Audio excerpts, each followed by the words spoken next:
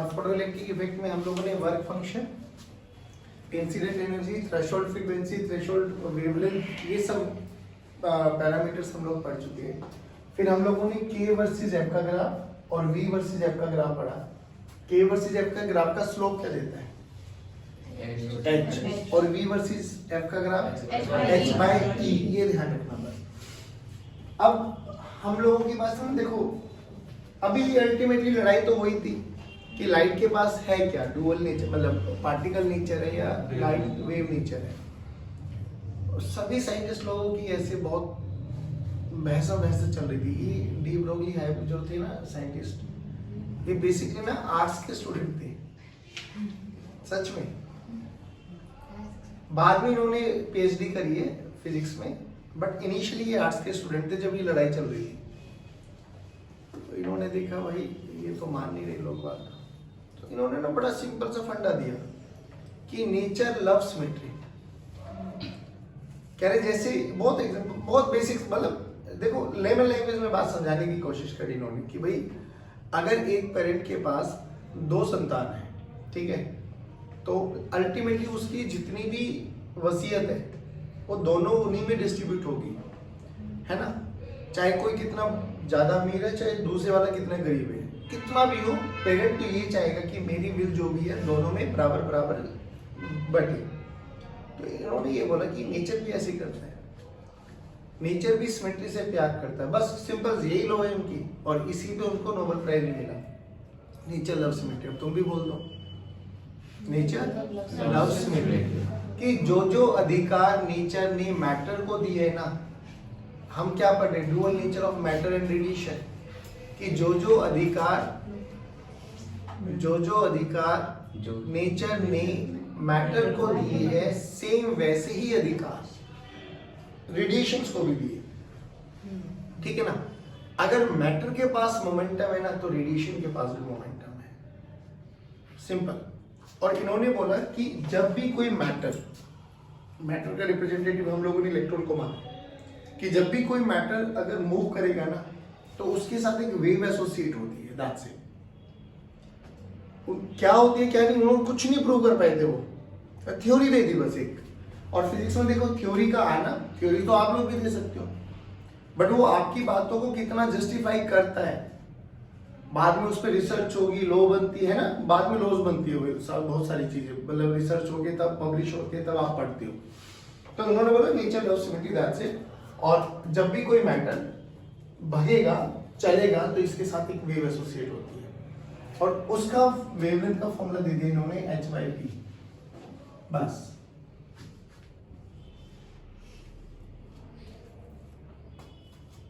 Lambda this is equals to h/p, खत्म। हाँ इसी का देख लो, ठीक है। p की वैल्यू बोलो m into v। What is relation between kinetic energy and momentum? बोलो, बोल गए? काइनेटिक एनर्जी का फॉर्मूला बोलो, हाफ mv स्क्वायर। मास से मल्टीप्लाई करो, मास से डिवाइड करो, m square v square p square बच गया, तो 2km this is equals to p square.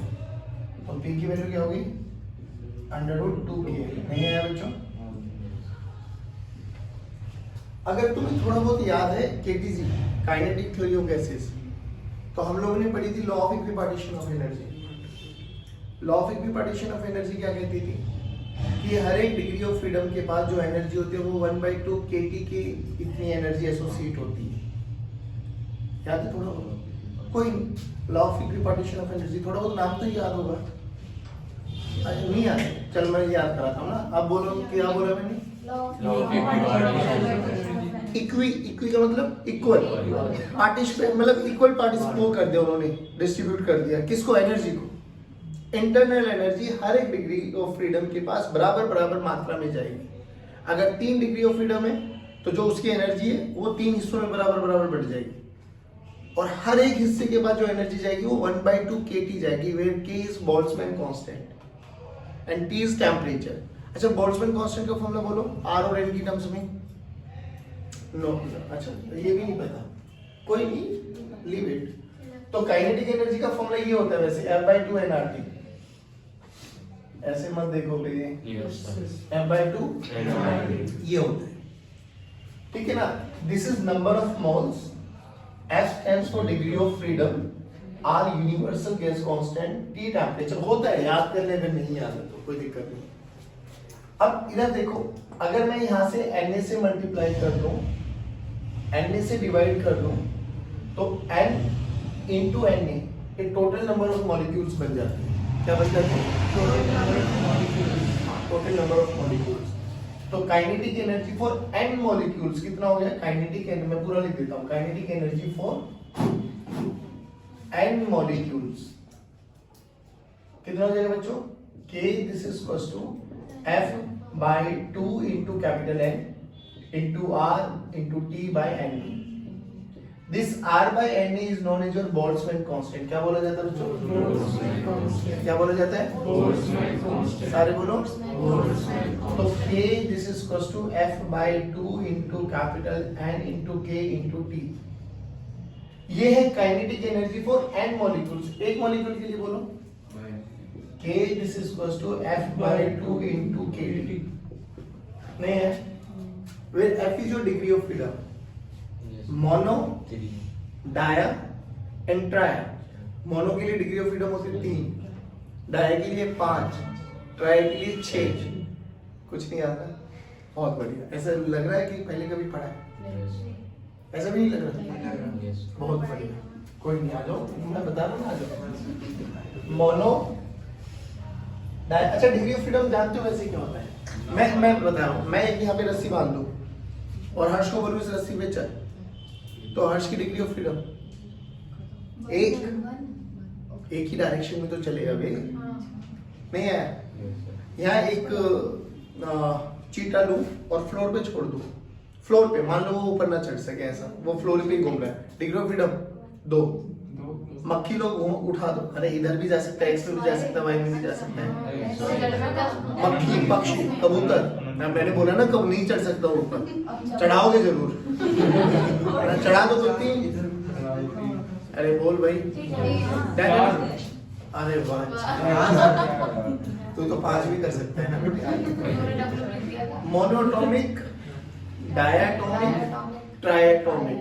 Monoatomic के लिए डिग्री ऑफ फ्रीडम होती है 3। और तो ये तो बहुत वर्सेटाइल फॉर्मूला पढ़ा है, 3/2 KT। चलो नहीं पढ़ा तो वो भी सुन लो। K this is equals to 3 dia mono के लिए 3 degree of freedom by 2 into KT। इसके ने इसके को मार दिया, नहीं मारा। एक एक काइनेटिक एनर्जी और ये के बोल्ट्जमैन कांस्टेंट। तो तुम ऐसे लिख लो, तुम मार ही दोगे इसको। ऐसे घूमेगा, इसने इसको मारा, यहाँ कुछ नहीं बचा। A equals to 3/2 T, T की वैल्यू 2/3। क्या है ऐसा हमें भी नहीं पता, बट आ गया। तो काइनेटिक एनर्जी का फॉर्मूला ये है। अच्छा, काइनेटिक एनर्जी का फॉर्मूला क्या लिख सकते हैं हम लोग? 1/2 m into v square, m into v square। बहुत बढ़िया। चलो यहाँ से देखो, 2 ने 2 को मारा तो m मतलब मास की वैल्यू निकालो यहाँ से अगर जरूरत पड़े तो। 3 kb t by v square, या v की वैल्यू जो भी निकालना वो निकाल सकते हैं। अच्छा, एक चीज और देखो, एक चीज और देखो, m जैसे ये इक्वेशन थी m into v square, इसको इधर ही लेके आओ, m से मल्टीप्लाई करो और m से डिवाइड, दोनों तरफ m से मल्टीप्लाई कर सकता हूँ, श्योर। ये क्या बन गया? p। तो p this is equals to 3kbt into m। p square हो गया ना? हाँ तो ठीक है, लो खुश। इस p को उठा के यहाँ पे रख दो, तो लैम्डा का फॉर्मूला देखो, h/√3kBT into m। अब कई बार ना बच्चों डी ब्रोगली, इसको बोलते हैं डी ब्रोगली वेवलेंथ। अब हाइपोथेसिस है, बस उन्होंने बोल दिया और फिर हम आगे कैलकुलेट करते चले गए कि अच्छा ये होगा, ये होगा। ये कई बार ही पूछे जाते हैं टेम्परेचर के लिए कि आपके पास टेम्परेचर था पहले मान लो 27 डिग्री सेल्सियस। ध्यान रखना ये टेम्परेचर इन केल्विन है, तो डिग्री को केल्विन में कन्वर्ट करना आता है। 273 हम ऐड कर देंगे, परफेक्ट। तो पहले 27 डिग्री था, फिर हमने 30 डिग्री कर दिया या 25 डिग्री कर दिया। तो ध्यान रखना कि जैसे जैसे टेम्परेचर चेंज होता चला जाएगा वेवलेंथ भी वैसे वैसे चेंज होती चली जाती है। यानी अगर हम इलेक्ट्रॉन्स के बारे में बात करें तो देखो 3 कांस्टेंट है, K कांस्टेंट है। K किसका रेशियो है बच्चों? R/Na। R/Na।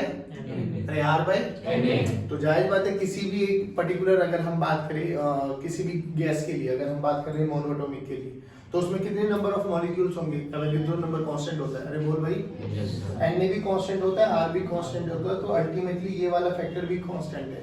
तो किसी भी टेम्परेचर पे H चेंज नहीं होने वाला, 3 चेंज नहीं होने वाला, K चेंज नहीं होने वाला, M चेंज नहीं होने वाला। तो lambda is inversely proportional to temperature √3। बहुत सारे क्वेश्चंस पूछे जाते हैं कि टेम्परेचर का रेशियो ये कर दिया, टेम्परेचर बढ़ा के ये कर दिया, बताओ वेवलेंथ की रेशियोज क्या है? क्या नहीं कैलकुलेट कर सकते हम लोग? सभी बच्चे बोले बाकी बात है श्योर। अब सुनो, अब हम जो कि जनरली इलेक्ट्रॉन्स के बारे में पढ़ेंगे, तो but it is not necessary two electrons के लिए।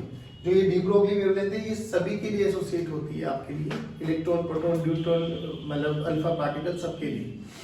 तो अब यहाँ पर ना थोड़ा थोड़ा और वेरिएशन करते हैं हम फॉर्मूले में। देखो ध्यान से, काइनेटिक एनर्जी का फॉर्मूला ये आया था, हमने पी की वैल्यू को उठा के ये रख दिया। तो एक तो √T की टर्म्स में आ गया, एक लैम्डा का फॉर्मूला देखो क्या है बच्चों, H/√2km, when K is kinetic energy. ध्यान रखना इसको Ke लिख दूं भाई। Ke क्या बच्चों? M क्या है? Mass of electron. M क्या है? Mass of electron. H क्या है? Planck constant. Okay done. Lambda का फॉर्मूला एक और आता है बच्चों, काइनेटिक एनर्जी को हम पोटेंशियल एनर्जी भी लिख सकते हैं। क्या लिख सकते हैं? सभी बच्चे बोलो ना बच्चों। तो Q into V, तो √2 into Q into V into L। अब देखो, अगर हम बात करें इलेक्ट्रॉन्स के लिए, कैलकुलेटर निकाल के तैयार बैठो। अगर हम बात करें इलेक्ट्रॉन्स के लिए तो H की वैल्यू बोलो 6.626 into 10 की पावर -34 डिवाइडेड बाय, बच्चों फॉर इलेक्ट्रॉन बात कर रहा हूं मैं, E लिख रहा हूं, √2 into 1.6 into 10 की पावर -19 into 9.1 into 10 की पावर -31 into V। V क्या है यहाँ पर? वेलोसिटी। V क्या है यहाँ पर? V क्या है यहाँ पर? Potential difference. क्या है बच्चों? नहीं आया समझ में? पक्की बात। तो जब इस वाली वैल्यू को अगर हम देखें, थोड़ा सा एनालाइज करें, तो ये पूरी कैलकुलेशन करने के बाद ये आता है 12.27 by √V एंगस्ट्रॉम। ठीक है, बता दो। अब हमारे डी ब्रोगली साहब ने ना ये सब चीजें बता दी और इतना कह के वो चल बसे। ऐसा मत बोलो, रिगार्ड करो। फिर आए डेविशन इन जर्मन, जिन्होंने उनके इस हाइपोथेसिस को एक एक्सपेरिमेंट करके प्रूव कराया कि हाँ जो डी ब्रोगली साहब ने माना ना वो सच माना। अब देखो उन्होंने क्या बोला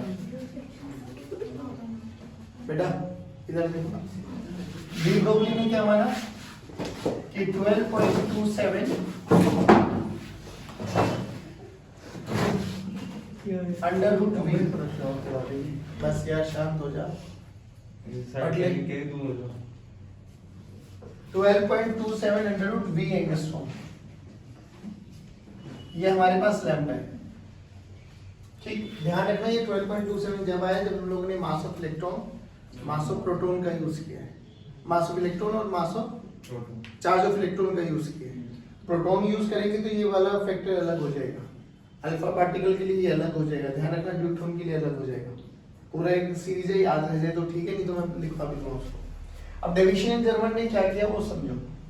उन्होंने ना एक निकल मतलब एक इलेक्ट्रॉन की बीम बनाई। इलेक्ट्रॉन की बीम क्या, बेसिकली उन्होंने एक टंगस्टन का वो लिया मटेरियल, उसको बैरियम ऑक्साइड की कोटिंग करके ना वहां से इलेक्ट्रॉन्स को इजेक्ट कराए और सामने रखा एक निकल क्रिस्टल।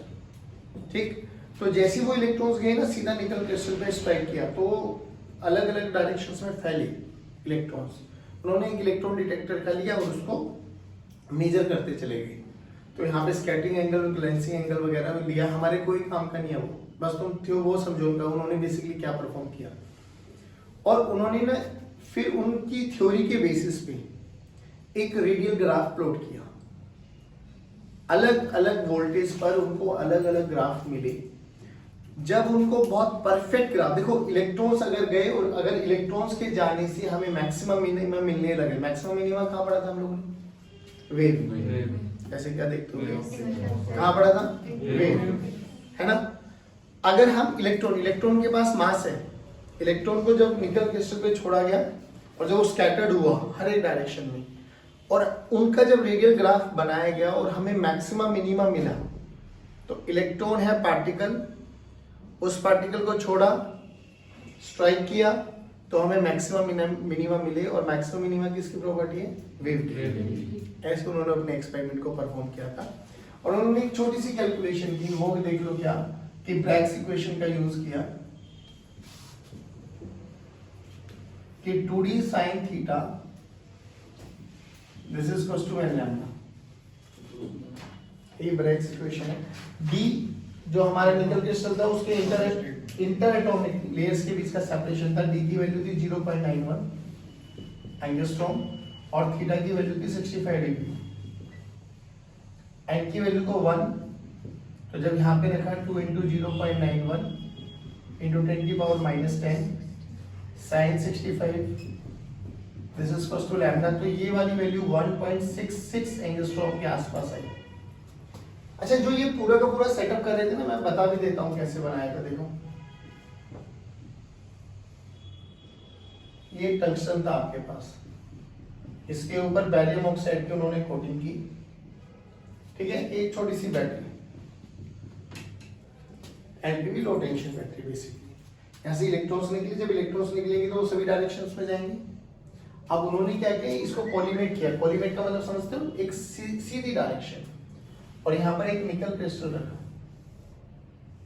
निकल क्रिस्टल में जो ये सेपरेशन है ना, ये इनके बीच की दूरी है 0.91 एंगस्ट्रॉम, इनके दो के बीच का सेपरेशन। यहाँ पर एक हाई बैटरी रखी उन्होंने,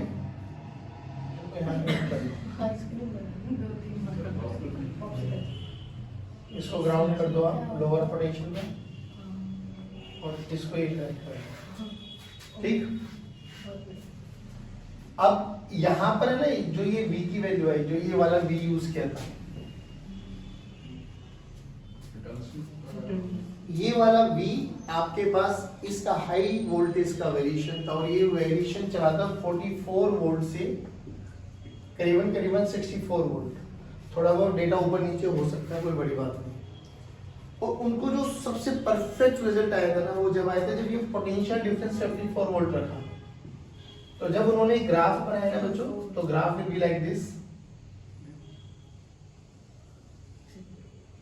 ये ग्राफ आया था आपका, ये रेडियल ग्राफ होता है। हाँ नहीं ठीक है, ये सही है। ये मिनिमास और ये मैक्सिमम। तब जब ये 54 वोल्ट पे परफेक्ट ग्राफ आया ना, जब इन्होंने यहाँ पे 54 वोल्ट रख के देखा, तो ये वाली वैल्यू भी 1.67 एंगस्ट्रॉम के आसपास आई, जो कि ये रिजल्ट और ये रिजल्ट दोनों मैच कर गए। तब उन्होंने बोला कि हाँ भाई, जो डी ब्रोगली साहब ने माना ना कि इलेक्ट्रॉन के पास वेवलेंथ है, वो सच माना उन्होंने। This is the only proof. आपको ये बिल्कुल भी कुछ नहीं पढ़ना है, आपको बस इसके बारे में देखना है। ये ग्राफ याद कर लो, कभी कभार पूछा जाता है, और ब्रैग्स इक्वेशन। अब यहाँ पे ना छोटी चीज और समझो, वेव थ्योरी कहाँ फेल हो गई थी। पहली बात तो वेव थ्योरी ने बोला कि intensity is directly proportional to amplitude का स्क्वायर, यानी जो एनर्जी है ना वो इंटेंसिटी पे डिपेंडेंट है। वेव थ्योरी ने बोला ये। यहाँ पे क्या माना हम लोगों ने कि जो एनर्जी है ना वो फ्रीक्वेंसी पे डिपेंडेंट है। उन्होंने बोला कि अगर इंटेंसिटी बढ़ाते चले जाओगे तो एनर्जी बढ़ती चली जाएगी, एनर्जी बढ़ती चली जाएगी तो इलेक्ट्रॉन्स निकलते चले जाएंगे। जैसे फॉर एग्जांपल हमने क्या देखा था अभी कि मान लो विब्ग्योर है मेरे पास, है ना, विब्ग्योर, और ग्रीन मेरी थ्रेशोल्ड फ्रीक्वेंसी है। ये अभी हम लोग प्लैंक थ्योरी के बारे में बात करें, फोटोइलेक्ट्रिक इफेक्ट। ग्रीन अगर मेरे पास क्या है, थ्रेशोल्ड फ्रीक्वेंसी है, तो कौन कौन सी लाइट पर फोटोइलेक्ट्रिक एमिशन हो सकता है? VIP G पर भी होगा। लेकिन इन्होंने पता क्या बोला, वेव थ्योरी क्या मानती थी कि येलो पे भी होगा। अगर येलो पे 100 वोट नहीं कर पा रहा ना तो 200 वोट कर दो, क्योंकि वो क्या मानते थे कि इंटेंसिटी बढ़ाने से एनर्जी बढ़ती चली जाएगी। तो ऐसा नहीं हुआ, तो वो थ्रेशोल्ड कॉन्सेप्ट नहीं दे पाए थे, इन्होंने दे दिया। दूसरा, इनके अकॉर्डिंग, वेव थ्योरी के अकॉर्डिंग इलेक्ट्रॉन्स के निकलने में डिले हो सकता है। डिले का मतलब, क्योंकि वो तो ये मान के चल रहे थे कि अगर मान लो येलो कलर नहीं निकाल पा रहा 100 वोट का बल्ब, तो 200 कर दो, 200 नहीं कर रहा तो 400 कर दो, इंटेंसिटी बढ़ाते चले जाओ। यानी जो इलेक्ट्रॉन्स का इजेक्शन का प्रोसेस है, एमिशन का प्रोसेस है, ये टाइम ले सकता है। बट आइंस्टीन साहब के एक्सपेरिमेंट में ऐसा नहीं हुआ, या तो वो निकलेगा या वो नहीं निकलता, और इट्स इंस्टेंटेनियस प्रोसेस। मतलब क्या, जैसे मैंने ग्रीन, ब्लू, इंडिगो, वॉयलेट, कितनी भी इंटेंसिटी की लाइट डाली, चाहे मैं 20 वोट की डाल रहा हूँ, चाहे मैं 2000 वोट की डाल रहा हूँ, जैसे मैंने उस सरफेस पे डाली, साथ के साथ इलेक्ट्रॉन्स का इजेक्शन होना स्टार्ट हुआ। तो it's instantaneous process according to photon theory. But according to wave theory ये थोड़ा वो टाइम लैग हो सकते हैं। बात समझ में आ गई? This is all about your dual nature. Thank you very much, have a good day, God bless you, जय हिंद, जय भारत।